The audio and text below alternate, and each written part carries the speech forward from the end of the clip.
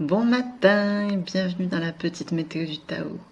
J'espère que vous avez bien dormi. Nous sommes le samedi 15 octobre et je m'apprête à vous donner la météo jusqu'au lundi 17 octobre. Donc la question cette fois-ci, ça va être de maintenir notre vision au-delà des difficultés pour traverser une fin de cycle. C'est ça qui nous fait tenir notre cap. C'est ça qui nous permet de construire quelque chose de nouveau. Sans simplement s'apitoyer sur le fait que, oh là là, tout est en train de se terminer. Qu'est-ce qui m'arrive? Tout ça, tout ça. Pour les personnes qui ne connaissent pas le principe de cette météo, vous allez trouver en barre de description, pardon, il y a une mouche, en barre de description ou à la fin de cette vidéo, un lien vers une vidéo qui vous explique tout ce que vous avez besoin de savoir pour comprendre mieux cette météo. Là, donc, je vais vous faire un petit résumé des 3 prochains jours et vous trouverez le détail donc, dans la suite de la vidéo après l'intro. Alors, il va y avoir d'abord, donc sur cette journée, une mise à l'épreuve de la vision qu'on s'est forgée sur le jour d'accumulation. Donc hier. Il faudra tenir bon et rester centré sur cette vision pour ensuite la stabiliser en planifiant le plus possible, en rentrant dans les détails, pour la rendre durable. Voilà. Et enfin lundi, on va avoir l'occasion d'inclure également dans cette vision les élans du cœur, qu'on ne choisit pas toujours et qui peuvent rentrer en contradiction avec ce qu'on avait décidé. Enfin, sauf si on les conscientise et qu'on les inclut. Voilà, donc on va avoir l'occasion de faire ça. Ok, alors maintenant, je vais répéter la description du travail collectif qu'on fait en ce moment. Donc si vous l'avez déjà entendu, vous passez directement à la suite, vous avez la vidéo qui est déjà coupée. Voilà, et les chapitres, pareil, en description. Alors, voilà. Donc, nous travaillons sur la transformation numéro 23 du I Ching, donc c'est l'usure. L'usure, c'est le moment de l'hiver où les ressources sont presque épuisées. On arrive vraiment au bout de quelque chose, on doit économiser au maximum, mais c'est la fin. Voilà. L'idée, c'est de faire confiance au fait qu'il va forcément y avoir un renouveau. Mais c'est pas non plus une transformation sur le renouveau, c'est une transformation sur la fin de cycle. L'image qui est utilisée, c'est l'image d'un lit, et ce lit-là, il vole en éclats. Dans la Chine ancienne, le lit, c'est le lieu où on est conçu, où on est et où on meurt. Donc il y a une histoire de passage. C'est le passage d'un état à un autre. Donc en fait, l'idée c'est pas d'accueillir un changement progressif, mais c'est d'apprendre à appréhender une fin de cycle avec tout ce que ça comporte d'épuisement, de ras-le-bol et de craintes accumulées. Voilà. Le I Ching nous donne plusieurs axes de réflexion, notamment un qui est de se construire une vision qui est solide pour traverser, et donc c'est là-dessus qu'on travaille en général sur ce cycle-là. Allez, je vous retrouve pour la suite. Tac, pour les détails.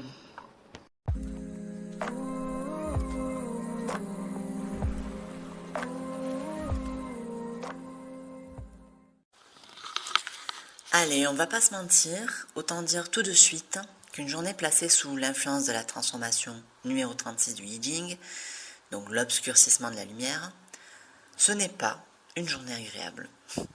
Notre jugement est obscurci et on peut se retrouver entre deux personnes qui nous tirent dans le sens contraire de notre volonté. L'astuce sur une telle journée, c'est de laisser faire, de ne pas s'occuper de ce qui nous prendrait trop d'énergie. Les temps sont défavorables, il faut bien que ça arrive. Lorsqu'on clôt un cycle, avant de s'éteindre complètement, la lumière vacille. C'est une première secousse qui nous prépare à la fin de quelque chose. En de tels moments, on doit absolument garder en tête la vision qu'on s'est construite la veille. C'est une clé, c'est la lumière intérieure qui nous amène de l'autre côté, quelle que soit la zone de turbulence traversée. L'idée, c'est aussi de garder cette vision pour soi, de ne pas la partager et encore moins d'essayer de convaincre de son bien fondé. En fait, on se sert de l'adversité qui se manifeste aujourd'hui pour nourrir notre vision dans l'ombre, pour l'amener à maturation dans la plus grande discrétion. Comme on est sur un jour d'équilibrage, où on est censé donc faire rentrer-sortir certains éléments de notre vie, on peut gager que cette fois-ci, l'équilibrage se fera sans notre intervention, puisque de toute façon, il est vraiment déconseillé de sortir de son introspection avec une telle transformation. Nous enchaînons ensuite sur un dimanche, placé sous l'influence d'une transformation radicalement différente de la précédente, puisque la transformation numéro 13 du I Ching, donc la communauté avec les hommes, nous parle d'une organisation sociale faite pour durer parce que fondée sur des intérêts cosmiques. La première chose qu'on pourrait retenir de cette phrase, ce serait la notion d'organisation. J'ai la sensation que ce moment est idéal pour commencer à remettre de l'ordre dans le foisonnement d'idées, de ressources et peut-être d'occasions qui nous ont été proposées sur le jour d'accumulation, donc ce vendredi. Ensuite, on nous parle de durabilité. Il se trouve qu'on est justement, au miracle, sur un jour de stabilité.